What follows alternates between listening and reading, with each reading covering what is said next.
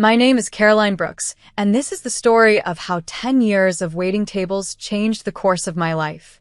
I grew up in the northern part of the United States, in a small suburb just outside Duluth, Minnesota. Our house was old and drafty in the winter, with a slanted porch that creaked when you stepped on the middle board. It had been in our family since before I was born. My grandfather, Samuel Hart, lived with us from the time I was 12, after my grandmother passed away. He was the kind of man who always smelled faintly of cedar and black coffee, and even as a child, I remember how his laughter filled the house. When I turned 20, Grandpa fell seriously ill. It started with a cough that wouldn't go away, and then, slowly, he became too weak to work or even walk far. My parents had already passed, and my older brother, Victor, had moved away years earlier to study medicine in Ohio. That left me. Someone had to keep the lights on and the bills paid, and that someone was me. I applied to every job in Duluth I could find, bookstores, gas stations, grocery stores, but the only one that called me back was a diner on Lake Avenue, a place called the Silver Spoon. I told myself I would do it for a year, just until Grandpa's health improved or Victor sent some help. 1 year became 2, and then 3, and by the time I realized how long it had been, a whole decade had passed. 10 years of worn-out aprons, sticky tables, and coffee cups refilled 1,000 times. 10 years of carrying plates while pretending not to hear the rude jokes or impatient sighs from customers who thought I was invisible. But what they didn't see was that every dollar I earned kept my grandfather comfortable, kept his medicine paid for, and kept our small house warm through the cold Minnesota winters. Every morning, I put on the same black uniform, pinned my name tag over my chest, and tucked the little notepad into my apron pocket. The first few years, it was just work, hard, tiring work, but after a while, the diner became my second home. I learned people's favorite breakfasts by heart. The man in the green jacket always wanted 2 eggs over easy. The retired teacher from the next town asked for blueberry pancakes with extra syrup. I'd smile, take their orders, and try to keep my hands from trembling when I was tired. My brother, Dr. Victor Brooks, would visit from time to time. He worked at a private clinic in Cleveland, Ohio, and liked to show off his white coat and his expensive shoes. He'd come into the diner sometimes when he was back in town and sit at one of my tables smirking.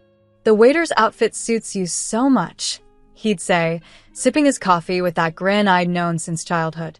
"Your children will probably do the same job." He always said it loudly enough for the other staff to hear. It stung more than I wanted to admit. I'd smile tightly and refill his coffee. My coworker, Elena Price, the diner's cook and one of my closest friends, would shoot me a sympathetic look from behind the counter. She was the kind of woman who spoke her mind, and after Victor left, she'd always find a way to make me laugh again. "He might wear a doctor's coat, but he's missing a heart," she once said, wiping her hands on her apron. "You've got both." Those words carried me through more nights than I can count. There were evenings I'd come home with sore feet and tears threatening to fall, but the moment I stepped into Grandpa's room and saw his smile, everything softened. His face was lined with age, but his eyes still held that same spark. "Carry on, Carrie," he would say when I told him about my day. "You're the brave one. Don't let anyone make you forget that." I used to tell him about all the little things that happened at the diner. The broken coffee pot, the new manager who couldn't remember anyone's name, or the time a customer left me an $18 tip on a $20 meal. Grandpa always listened as if it were the most important story in the world. Sometimes he'd chuckle, sometimes he'd just nod, and sometimes he'd close his eyes, and I'd see the pride in his expression, quiet but steady. Over those 10 years, I learned the value of small kindnesses. I learned that you don't have to be rich to be generous, that a smile can change someone's whole morning.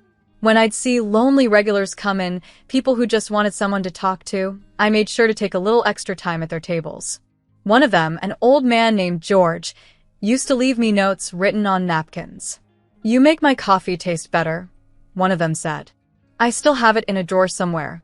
But no matter how many kind moments filled the days, there were nights when doubt crept in. I'd wonder what my life could have been if I'd followed my own dreams instead of standing behind a counter for 10 years. I'd think about Victor's career, his clean suits and high salary, and I'd feel small. But then I'd remember Grandpa's frail hands and the sound of his voice calling me his greatest blessing. That was enough to remind me why I was doing it. Money was always tight. Most weeks, I kept only $40 for myself, just enough for groceries and bus fare. The rest went to Grandpa's medicine and home care. Sometimes I skipped meals, so he wouldn't have to skip any of his pills. It wasn't a sacrifice. I never thought of it that way. It was love, the kind that doesn't make noise or demand thanks. There were times I dreamed of leaving Minnesota, of starting fresh somewhere like Denver or maybe Portland, somewhere far enough that the cold couldn't follow me. But every time I thought about it, I looked at Grandpa and stayed. The world could wait. He couldn't. The last winter before everything changed was the hardest one. Snow piled up against the windows, and the heater broke twice. Grandpa's cough grew worse, and I started to see the fear in his eyes, the kind he tried to hide. One night, after my shift, I sat beside him and held his hand. "Don't you worry about me," he whispered, his voice weak but steady. "You've done enough, Carrie. More than anyone else ever did for me." I squeezed his hand and said nothing. I wanted to tell him that I'd never stopped taking care of him, that I didn't know who I was without him, but the words stuck in my throat. I didn't know then that those would be some of our last conversations. All I knew was that I'd built my life around the simple act of showing up, day after day, shift after shift, because love isn't loud or glamorous. It's steady, like a diner open through every storm. And though I couldn't see it yet, those years in an apron were preparing me for something much bigger than I could have imagined, something that would turn my life and everyone's expectations of me completely upside down. The winter I turned 30, Minnesota froze over in a way that felt personal. Snow buried the streets in heavy folds, and the world outside my window was silent except for the low hum of the heater in Grandpa's old house. I'd worked a double shift the night before when the call came from the hospice nurse. "Caroline," she said softly, "you should come now." I drove through a storm that blurred everything beyond the headlights, my hands trembling on the wheel. By the time I reached the hospice center, it was too late.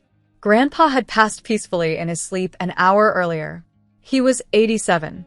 The nurse handed me his watch, an old silver one that hadn't worked for years, and said, he kept it on the nightstand. Said he didn't need it to tell time anymore. I held it in my palm, the weight of it strange and light at the same time. The funeral was held 4 days later at a small brick church in St. Paul. I wore a black dress that I hadn't worn since my mother's service. The church was filled with people I didn't recognize. Old friends of Grandpa's from his days working at the shipping yard, neighbors from Duluth who remembered him fixing their fences or mowing their lawns for free. It struck me then how quietly kind he had been. He never had much, but he gave what he could, even if it was just time or a helping hand. Victor arrived just before the service started, stepping out of a rented black car. He wore an expensive suit, of course, probably cost more than my monthly wages at the diner. He hugged a few relatives, shook hands with people he barely knew, and didn't once look my way. I stayed near the front pew, trying not to notice the way he avoided me. But I knew him well enough to recognize the tension in his jaw, the same look he used to get when things didn't go his way. After the burial, when everyone had gone, Aunt Lila approached me in the churchyard. She had been Grandpa's youngest sister, gentle and quiet, with soft gray hair always pinned neatly at the back. "Your grandfather wanted the family to gather next week," she said, handing me an envelope. "The lawyer will read the will then." He was very clear about that. The following Friday, we met in the law office of Martin Cole, a thin man with round glasses and a voice like polished wood. His office smelled of ink, paper, and something faintly lemon.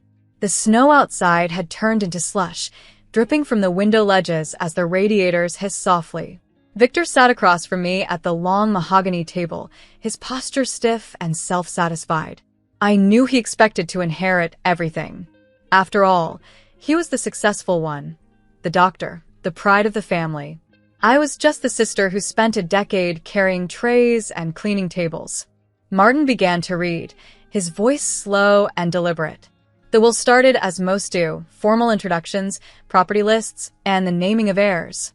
I listened, numb, until I heard my name. To my granddaughter, Caroline Brooks, who has cared for me with love and patience all these years, I leave the entirety of my estate. I blinked, certain I'd misheard.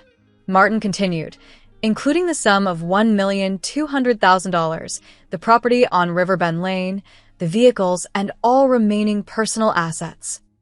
The room went dead quiet. My heart thudded painfully in my chest.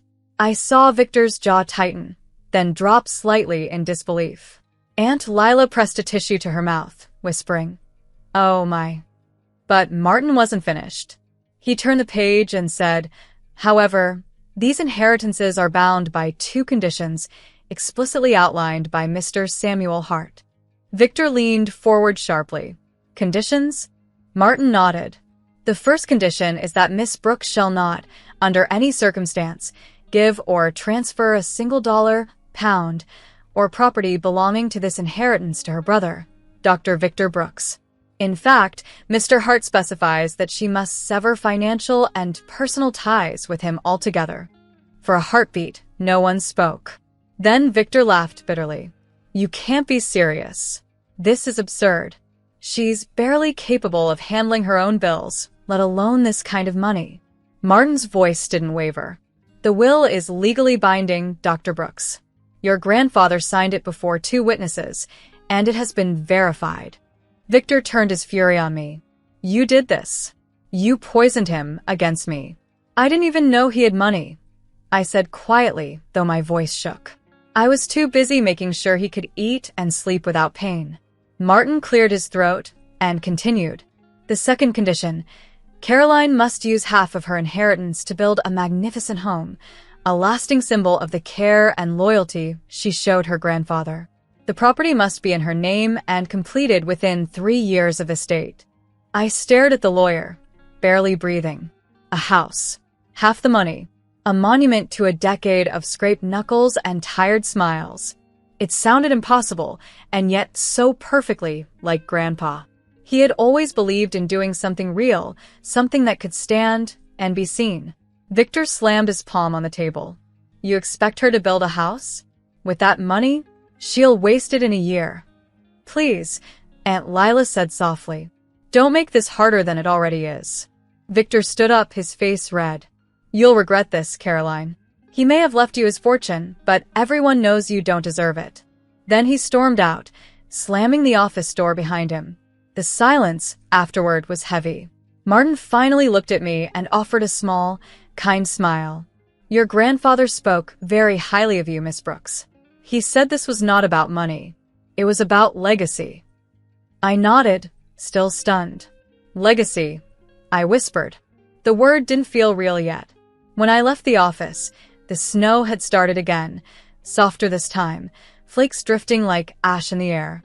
I stood on the steps and tried to take it all in, the anger, the loss, the strange, dizzying feeling of victory that I wasn't sure I wanted. That night, I sat alone at Grandpa's kitchen table, staring at the old watch beside a cup of untouched tea. The ticking had long stopped, but somehow it still marked time in my head. I thought about what the lawyer had said. A house, a home built from gratitude. I imagined a wide porch with blue shutters, a garden full of sunflowers, and a room filled with light, the kind Grandpa would have loved to sit in with a good book. It wasn't just about proving anything to Victor or the rest of the family. It was about proving something to myself, that I could take the years of hard work and make them mean something lasting. Grandpa had seen that in me long before I ever believed it myself. I folded the watch back into my palm and whispered into the stillness. "I'll do it, Grandpa. I'll make it real." Outside, the snow kept falling, covering the ground in a clean, white silence, as if the world was giving me a blank page to begin again. After the reading of the will, something inside me shifted, quietly but deeply. For 10 years, I had been standing in one place, waiting tables and waiting for life to begin.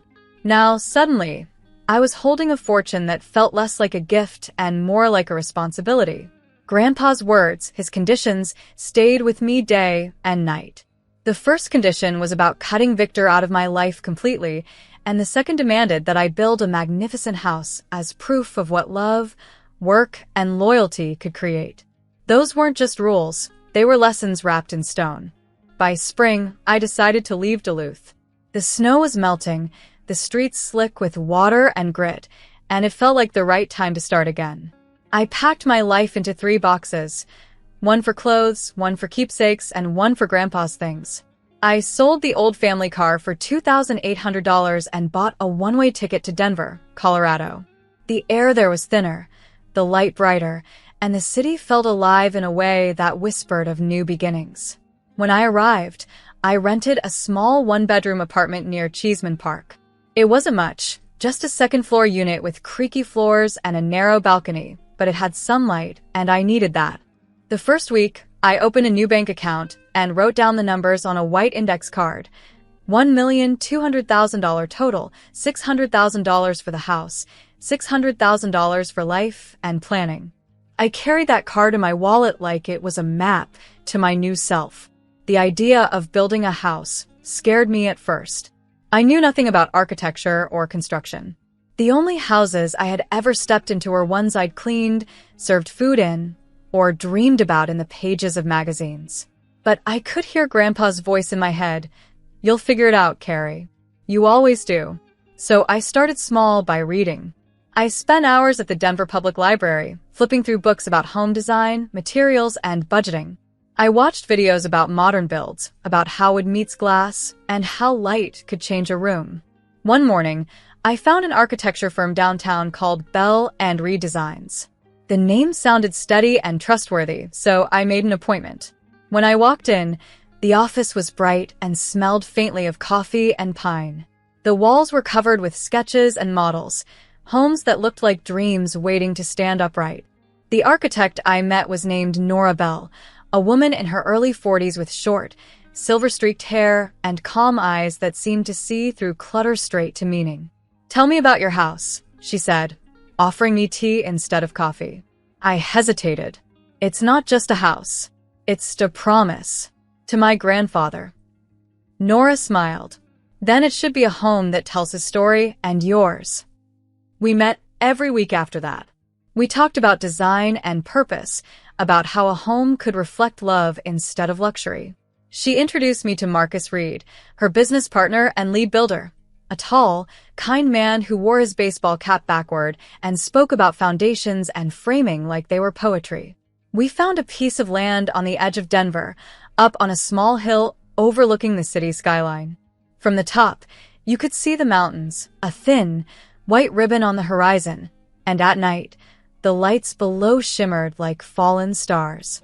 The lot cost $210,000, and when I signed the papers, I could almost feel Grandpa's approval, quiet and sure.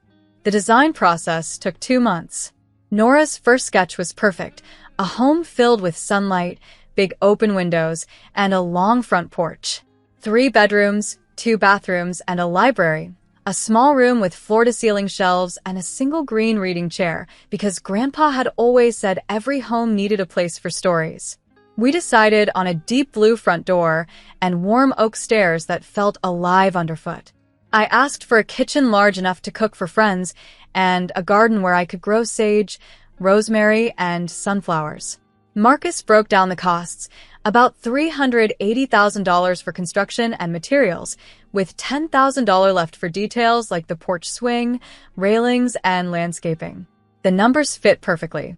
I signed the contract with hands that shook a little. This wasn't just money, it was memory being turned into wood and stone. While construction began, I found part-time work at a small cafe downtown called the Juniper Table. It wasn't because I needed the money anymore. I just couldn't imagine a life where I didn't serve people. The cafe was small and cozy, filled with plants and warm chatter.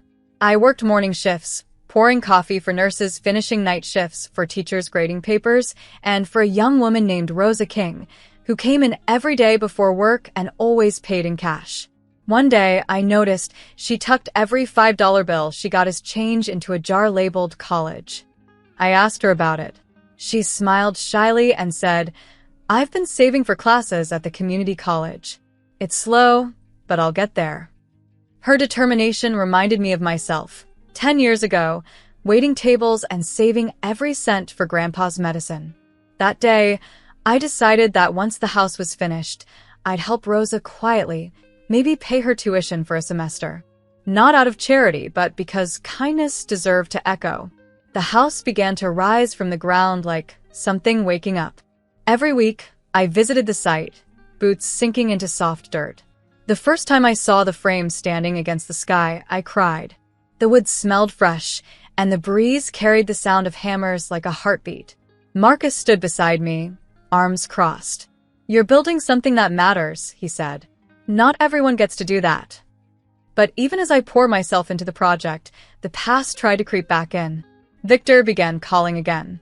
First once, then every few days. When I didn't answer, he sent texts, sharp words wrapped in guilt. "You owe me." That money should have been split. "You wouldn't even have a dime without me pushing you to grow up." I read every message, saved them, and never replied. The first condition of the will was clear, and I would honor it. Cutting him off wasn't easy. He was my brother, and somewhere inside me, I still remembered the boy who used to sneak cookies into my lunchbox. But Grandpa had seen something I hadn't. The way Victor's pride corroded everything around him. Letting him go was painful, but necessary. As weeks turned to months, the skeleton of the house transformed into something beautiful. The windows went in, the porch took shape, and the walls smelled like new beginnings. Every nail driven, every board placed, felt like a small act of healing. I kept the receipts in a labeled folder. House for Grandpa. When I added up the costs one night, the total came to $598,340.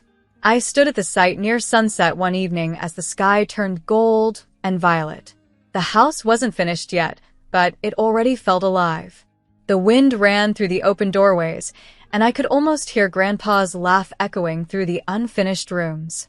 For the first time in my life, I felt like I was standing somewhere that was truly mine, not because of the money, but because of what it meant. The house wasn't just bricks and beams. It was proof that love, when tested, could become something lasting. On a bright Saturday in late spring, the house was finally finished. The last nail had been hammered, the porch swing hung steady, and the smell of fresh paint still lingered in the air. When Marcus handed me the keys, I stood there for a moment without moving.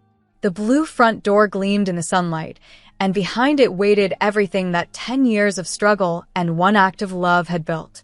I turned the key, opened the door, and stepped inside. The silence met me like a soft heartbeat. "We did it, Grandpa," I whispered. The place was everything I had imagined, and more. The oak stairs glowed with a honeyed light, and the big windows caught the afternoon sun in a way that made the walls shimmer. The library was my favorite room, shelves already lined with Grandpa's old books, and in the center, a single green chair where I could almost see him sitting. I ran my hand along the smooth wood of the banister and felt pride swelling in my chest. This was not just a house, it was a monument to faith, to endurance, to every late night and aching foot that had brought me here. A week later, I invited the family for a gathering. Aunt Lila arrived first with her husband, Thomas, and their daughter, Claire. They brought lemon bars and smiles, though I could see tears in Lila's eyes when she hugged me.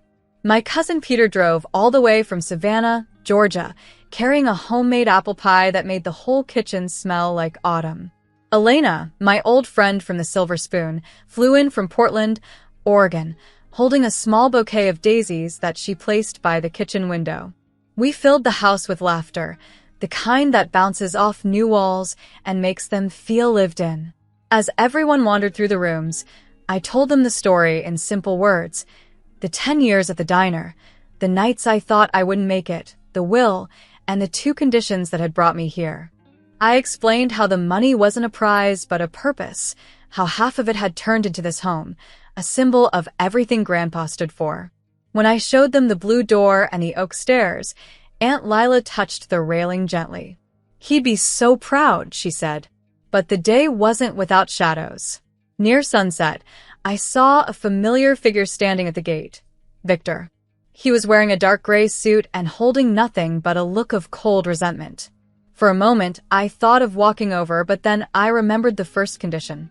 I opened the door, and waited as he approached. "Let me in," he said flatly. "I'm family. You're my brother," I told him, my voice steady. "But you know what Grandpa asked of me." The first condition was clear. His eyes darted past me to the laughter inside, to the glow of the house that could have been his, if only he had seen love as something greater than pride. "You think this makes you better than me?" he snapped. "No," I said quietly. "It makes me grateful." He clenched his jaw, then turned and walked away without another word. I watched him disappear down the street, the air heavy but clean.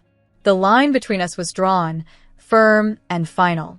When the sun dipped below the horizon, we sat on the porch, passing around lemonade and slices of pie. Marcus and his crew joined us, their laughter mingling with the sound of crickets. Elena told a story about the old diner grill that had once sparked like fireworks and how we put it out with a wet towel and a prayer. Aunt Lila reached for my hand. "Your grandfather was right about you," she said softly. "He saw what the rest of us couldn't." That night, when everyone had gone, I sat in the library under the warm glow of a single lamp. I opened my wallet and took out the old index card. On the back, I wrote new plans: start a small scholarship for cafe workers, $25,000 a year. Help Rosa with her college books, $1, $200. Fix Mrs. Cooper's fence, $300. The math didn't matter. What mattered was that giving still felt right. Before going to bed, I stepped out onto the porch. The city lights glittered below, and the night air smelled of wood and new beginnings. I sat on the swing, listening to its soft creak. The chain held, the house held, and I held. This is my story of work, loss, love, and the quiet kind of victory that doesn't need applause. I served tables for 10 years, honored 2 conditions, and built a home that stands as proof of who I became. I was here. I did the hard thing. And I am not sorry.